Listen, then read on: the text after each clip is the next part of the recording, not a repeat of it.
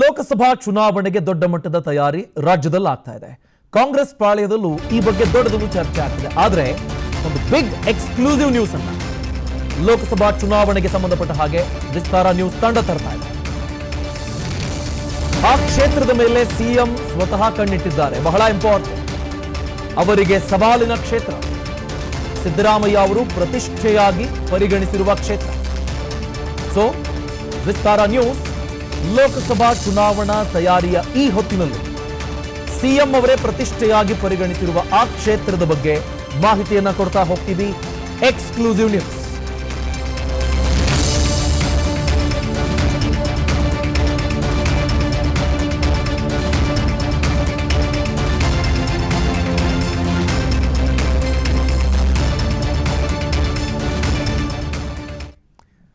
Naturally Mysuru Kodagu ಕ್ಷೇತ್ರದ ಮೇಲೇನೆ CM Siddaramaiah ಅವರು ಕಣ್ಣಿಟ್ಟಿರೋದು, ಪ್ರತಿಷ್ಠೆಯಾಗಿ ಪರಿಗಣಿಸಿರೋದು. ಏನು ಈ ಕ್ಷೇತ್ರಕ್ಕೆ ಸಂಬಂಧಪಟ್ಟ ಎಕ್ಸ್ಕ್ಲೂಸಿವ್ ಸುದ್ದಿ, ಅದನ್ನು ಹೇಳ್ತಾ ಹೋಗ್ತೀನಿ. ಸಿಎಂ ಅವರಿಗೆ ಪ್ರತಿಷ್ಠೆಯ ಕಣ ಇದು. ಮೈಸೂರು ಕೊಡಗು ಲೋಕಸಭಾ ಕ್ಷೇತ್ರ. ಸಂಸದ ಪ್ರತಾಪ್ ಸಿಂಹ ಹ್ಯಾಟ್ರಿಕ್ ಬಾರಿಸೋದಕ್ಕೆ ತಯಾರಿಯಲ್ಲಿ ತೊಡಗಿದ್ದಾರೆ. ಆದರೆ ಅವರ ಹ್ಯಾಟ್ರಿಕ್ ಜರ್ನಿಗೆ, ಆ ಕನಸು ನನಸಾಗೋದಕ್ಕೆ ಬಿಡಬಾರದು ಅನ್ನೋದು ಸಿಎಂ ಸಿದ್ದರಾಮಯ್ಯ ಅವರ ಪ್ಲಾನ್. ಯಾವುದೇ ರಾಜಕೀಯ ಎದುರಾಳಿ ಹೀಗೆ ಯೋಚನೆ ಮಾಡೋದಕ್ಕೆ ಸಾಧ್ಯ. ಹಾಗಾದ್ರೆ ಸಿದ್ದರಾಮಯ್ಯ ಅವರಿಗೆ ಯಾಕೆ ಪ್ರತಿಷ್ಠೆ? ಯೋಚನೆ ಮಾಡಿರ್ತೀರಿ, ಯತೀಂದ್ರ ಅವರಿಗೆ ಸ್ಪರ್ಧೆಗೆ ಅವಕಾಶ ಮಾಡಿಕೊಡಬಹುದು, ಆ ಕಾರಣಕ್ಕಿರಬಹುದು ಅಂತ. ಅದಲ್ಲ ವಿಷಯ. ಇನ್ನೊಂದು ಎಕ್ಸ್ಕ್ಲೂಸಿವ್ ಮಾಹಿತಿ ಇದೆ. ಆ ಮಾಹಿತಿ ನಿಮ್ಮ ಮುಂದೆ ನಾವು ತರ್ತಾ ಹೋಗ್ತೀವಿ. ಮೈಸೂರು ಕೊಡಗು ಲೋಕಸಭಾ ಕ್ಷೇತ್ರದ ಅಭ್ಯರ್ಥಿಯ ವಿಷಯವಾಗಿ ಚರ್ಚೆಗಳು ದೊಡ್ಡ ಮಟ್ಟದಲ್ಲಾಗ್ತಿದೆ. ಪ್ರತಾಪ್ ಸಿಂಹ ಇತ್ತೀಚೆಗಷ್ಟೇ ಮಾತಾಡಿದ್ರು, ನಾನೊಬ್ಬ ಸಾಮಾನ್ಯ ಪತ್ರಕರ್ತ, ಮೋದಿ ಹೆಸರು ಹೇಳ್ಕೊಂಡು ಮತ್ತೊಮ್ಮೆ ಹೋಗ್ತೀನಿ, 2 ಬಾರಿ ಗೆದ್ದಿದ್ದೀನಿ, 3ನೇ ಬಾರಿನೂ ಅದನ್ನೇ ನೆಚ್ಕೊಂಡು ಹೋಗ್ತೀನಿ ಅಂತ. ಆದರೆ ಸಿಎಂ ಸಿದ್ದರಾಮಯ್ಯ ಅವರು ಪ್ರತಿಷ್ಠೆಯಾಗಿ ಪರಿಗಣಿಸಿದ್ದಾರೆ. ಬೇರೆಲ್ಲ ರಾಜಕೀಯ ದಾಳಗಳನ್ನು ಪ್ರಯೋಗಿಸ್ತಾ ಇದ್ದಾರೆ. ಆ ದಾಳಗಳ ಕುರಿತ ಎಕ್ಸ್ಕ್ಲೂಸಿವ್ ಅಪ್ಡೇಟ್ ಇದು.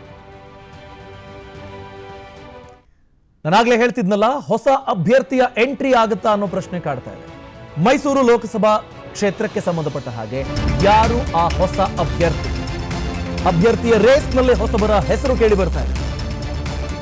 ಪ್ರತಾಪ್ ಸಿಂಹ ಅವರನ್ನ ಸೋಲಿಸೋದಕ್ಕೆ ಪ್ರಬಲ ಅಭ್ಯರ್ಥಿ ಬೇಕೇ ಬೇಕು. ಯಾರು ಆ ಪ್ರಬಲ ಅಭ್ಯರ್ಥಿ? ಯತೀಂದ್ರ ಸಿದ್ದರಾಮಯ್ಯ ಅವರ ಹೆಸರು ಹಲವರಿಂದ ಚರ್ಚೆ ಆಗಿತ್ತು. ಆದರೆ ಇನ್ನೂ ಕೆಲವರು ರಿಸ್ಕ್ ತಗೋಬೇಡಿ, ಅವರ ಪೊಲಿಟಿಕಲ್ ಫ್ಯೂಚರು ಇಂಪಾರ್ಟೆಂಟ್ ಅಂತ ಸಲಹೆ ಕೊಟ್ಟಿದ್ದಾರೆ. ಹಾಗಾದ್ರೆ ಯತೀಂದ್ರ ಸಿದ್ದರಾಮಯ್ಯ ಅವರ ಹೆಸರನ್ನ ತತ್ಕ್ಷಣಕ್ಕೆ ಪಕ್ಕಕ್ಕೆ ಸರಿಸಿದ್ದಾರೆ ಅಂತ ಭಾವಿಸಬಹುದು. ಹಾಗಾದ್ರೆ ಆ ಬೇರೆ ಹೆಸರು ಯಾವುದು? ಯಾರದ್ದು? ಯಾರಿದ್ದಾರೆ ಕಾಂಗ್ರೆಸ್ನಿಂದ ಅಭ್ಯರ್ಥಿ ಆಗಬಹುದಾದ ಆ ಸ್ಟ್ರಾಂಗ್ ನೇಮ್, ಎಲ್ಲರೂ ಒಪ್ಪಬಹುದಾದ ಸ್ವತಃ ಪ್ರತಾಪ್ ಸಿಂಹ ಅವರು? ಇವರು ಅಭ್ಯರ್ಥಿ ಆದ್ರೆ ಕಷ್ಟ ಆಗಬಹುದೇನೋ ಅಂತ ಯೋಚಿಸಬಹುದಾದ ಆ ಒಂದು ಹೆಸರು ಯಾವುದು? ಆ ಬಗ್ಗೆ ನಿಮ್ಮ ಗಮನಕ್ಕೆ ನಾವು ತರ್ತಾ ಹೋಗ್ತೀವಿ.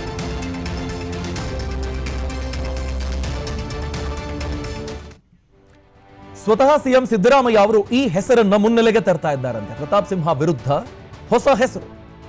ಯಾರು ಆ ಹೊಸ ಹೆಸರು?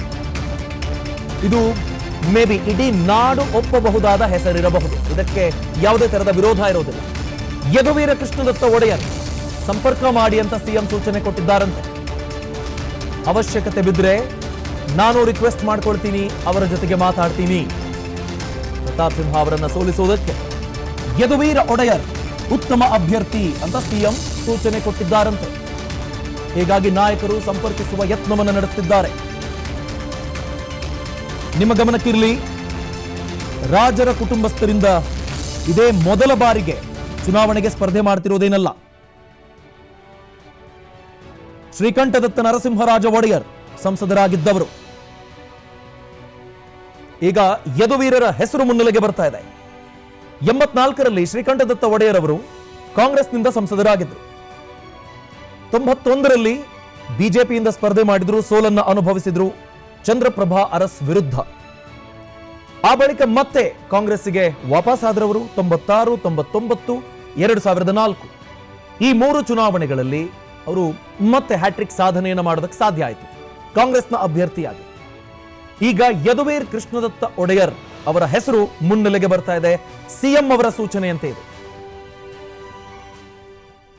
ನೋಡಿ, ರಾಷ್ಟ್ರೀಯ ಪಕ್ಷಗಳು ಯದುವೀರ ಒಡೆಯರ್ ಅವರಿಗೆ ಪದೇ ಪದೇ ಕೇಳ್ತಾ ಇರೋದು, ಅಪ್ರೋಚ್ ಮಾಡ್ತಿರುವಂತಹ ಕೆಲಸಗಳಾಗ್ತಾ ಇದೆ.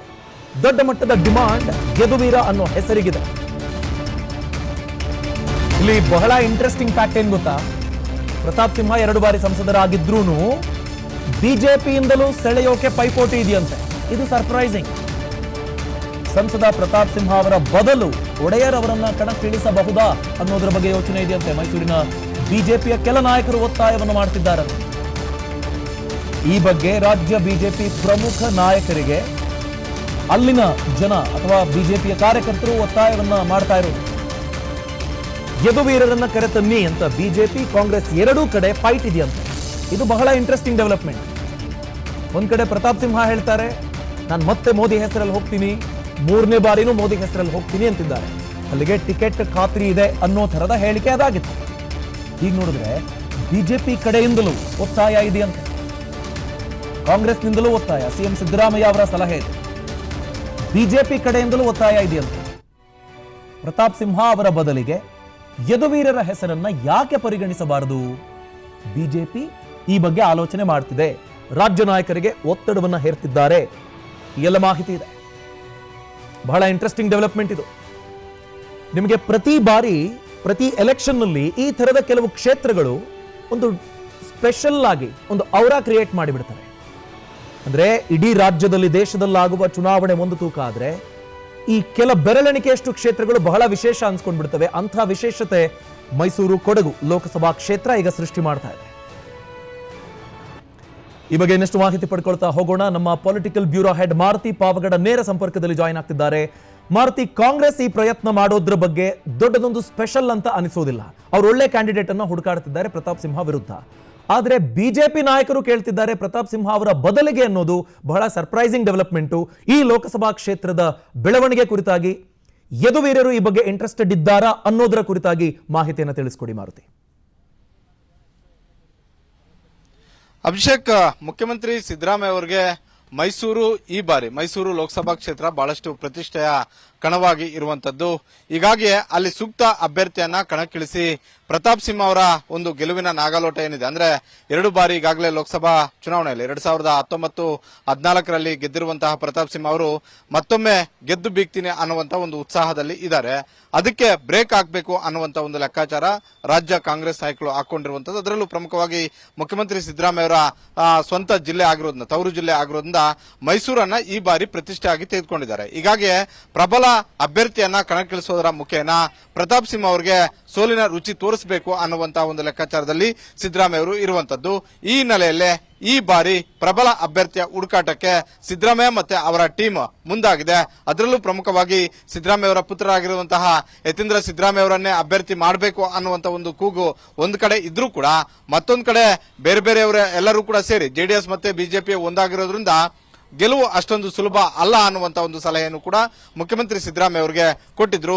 ಹೀಗಾಗಿ ಪರ್ಯಾಯ ಅಭ್ಯರ್ಥಿ ಯಾರು ಅಂತ ನೋಡ್ತಿರುವಂತಹ ಒಂದು ಸಂದರ್ಭದಲ್ಲಿ ಸಿದ್ದರಾಮಯ್ಯ ಅವರಿಗೆ ಉಳಿದಿರುವಂತಹ ಆ ಒಂದು ಹೆಸರು ಬಹಳಷ್ಟು ಚರ್ಚೆಗೆ ಕಾರಣ ಆಗಿರುವಂತದ್ದು. ಒಂದು ವೇಳೆ ಯದುವೀರ ಅವರನ್ನ ಸಂಪರ್ಕ ಮಾಡಿ ನೋಡಿ ಅನ್ನುವಂತ ಒಂದು ಸಲಹೆಯನ್ನ ಸ್ವತಃ ಮುಖ್ಯಮಂತ್ರಿ ಸಿದ್ದರಾಮಯ್ಯ ಅವರೇ ತಮ್ಮ ಆಪ್ತ ಬಳಗಕ್ಕೆ ಕೊಟ್ಟಿರುವಂತದ್ದು. ಈ ಹಿನ್ನೆಲೆಯಲ್ಲಿ ಅವರ ಆಪ್ತರು ಮಹಾರಾಜರನ್ನ ಭೇಟಿ ಮಾಡಿ ಒಂದು ಸುತ್ತಿನ ಮಾತುಕತೆ ಆಡಿದ್ದಾರೆ ಅನ್ನುವಂತ ಒಂದು ಮಾಹಿತಿ ವಿಸ್ತಾರ ನ್ಯೂಸ್ಗೆ ಲಭ್ಯ ಆಗಿರುವಂತದ್ದು. ಮಹಾರಾಜರ ಕುಟುಂಬಕ್ಕೆ ರಾಜಕಾರಣವೇನು ಹೊಸದೇನಲ್ಲ. ಈ ಹಿಂದೆನೂ ಕೂಡ ಮಹಾರಾಜರ ಕುಟುಂಬದಿಂದ ರಾಜಕಾರಣಕ್ಕೆ ಬಂದಿರೋರಿದ್ದಾರೆ, ಲೋಕಸಭೆಯಲ್ಲಿ ಸ್ಪರ್ಧೆ ಮಾಡಿರೋರಿಂದ ಇದ್ದಾರೆ. 3 ಬಾರಿ ಯಾವುದೇ ಸೋಲಿಲ್ಲದೆ ಗೆದ್ದಿರುವಂತಹ ಒಂದು ಉದಾಹರಣೆಗಳು ಕೂಡ ಇದಾವೆ. ಆದ್ರೆ ಯದುವೀರ್ ಅವರು ಮಹಾರಾಜರಾದ ಬಳಿಕ ಈ ಹಿಂದೆನೂ ಕೂಡ ಬಿಜೆಪಿ ಮತ್ತೆ ಕಾಂಗ್ರೆಸ್ ಎರಡೂ ಪಕ್ಷಗಳಿಂದಲೂ ಕೂಡ ಆಫರ್ ಹೋಗಿತ್ತು.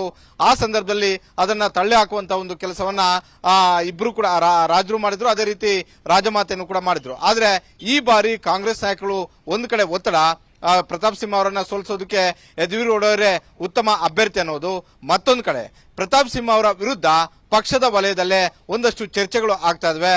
ಪ್ರತಾಪ್ ಸಿಂಹ ಅವರ ಬಗ್ಗೆ ನೆಗೆಟಿವ್ ರಿಪೋರ್ಟ್ ಇದೆ. ಹೀಗಾಗಿ ಅಭ್ಯರ್ಥಿಯನ್ನ ಬದಲಾವಣೆ ಮಾಡಿ ಅನ್ನುವಂತ ಒಂದು ಸಲಹೆಯನ್ನು ಕೂಡ ಮೈಸೂರು ಭಾಗದ ಕೆಲವೊಂದಷ್ಟು ಬಿಜೆಪಿಯ ಹಾಲಿ ಮತ್ತೆ ಮಾಜಿ ಶಾಸಕರು ಸಲಹೆಯನ್ನ ಕೊಟ್ಟಿದ್ದಾರೆ. ಹೀಗಾಗಿ ಬಿಜೆಪಿಯಲ್ಲಿ ಒಂದು ವೇಳೆ ಪ್ರತಾಪ್ ಸಿಂಹ ಅವರಿಗೆ ಟಿಕೆಟ್ ಸಿಗದೇ ಇದ್ರೆ ಪರ್ಯಾಯ ಅಭ್ಯರ್ಥಿಯಾಗಿ ಯದುವೀರ್ ಅವರು ಬಹಳಷ್ಟು ಸೂಕ್ತ ಅನ್ನುವಂಥದ್ದು ಕೂಡ ಚರ್ಚೆ ಇದೆ. ಈ ಹಿನ್ನೆಲೆಯಲ್ಲಿ ಇದನ್ನ ನೋಡ್ತಾ ಇದ್ರೆ ಎರಡೂ ರಾಷ್ಟ್ರೀಯ ಪಕ್ಷಗಳಿಂದಲೂ ಕೂಡ ರಾಜರಿಗೆ ಈ ಬಾರಿ ಡಿಮ್ಯಾಂಡ್ ಸೃಷ್ಟಿಯಾಗಿದೆ ಅಂತಾನೆ ಹೇಳ್ಬೋದು. ಒಂದು ವೇಳೆ ಕಾಂಗ್ರೆಸ್ ಅಭ್ಯರ್ಥಿಯಾಗಿ ಅವರು ಒಪ್ಪಿದ್ದೇ ಆದ್ರೆ, ಪ್ರತಾಪ್ ಸಿಂಹ ಅವರು ಬಿಜೆಪಿಯಿಂದ ಅಭ್ಯರ್ಥಿ ಆಗಿದ್ದೇ ಆದ್ರೆ ಈ ಬಾರಿಯ 28 ಲೋಕಸಭಾ ಕ್ಷೇತ್ರಗಳ ಪೈಕಿ ಮೈಸೂರು ಬಹಳಷ್ಟು ಗಮನ ಸೆಳೆಯುವಂತಹ ಒಂದು ಕ್ಷೇತ್ರ ಆಗೋದ್ರಲ್ಲಿ ಯಾವುದೇ ಅನುಮಾನವೂ ಕೂಡ ಇಲ್ಲ. Abhishek, thank you Maruti Pavagada. ಅನುಕ್ಷಣದ ಸುದ್ದಿಗಳಿಗಾಗಿ Vistara news YouTube channel subscribe ಮಾಡಿ. ಹೊಸ ಸುದ್ದಿಗಳ ನೋಟಿಫಿಕೇಶನ್ಗಾಗಿ ಬೆಲ್ ಐಕಾನ್ ಕ್ಲಿಕ್ ಮಾಡಿ. ಲೇಟೆಸ್ಟ್ ಅಪ್ಡೇಟ್ಸ್ಗಾಗಿ www.vistaranews.com ವೆಬ್ಸೈಟ್ಗೆ ವಿಸಿಟ್ ಮಾಡಿ. ಅಂಗೈಯಲ್ಲೇ ಜಗತ್ತಿನ ಸುದ್ದಿ ತಿಳಿಯಲು Vistara news Kannada app download ಮಾಡಿ.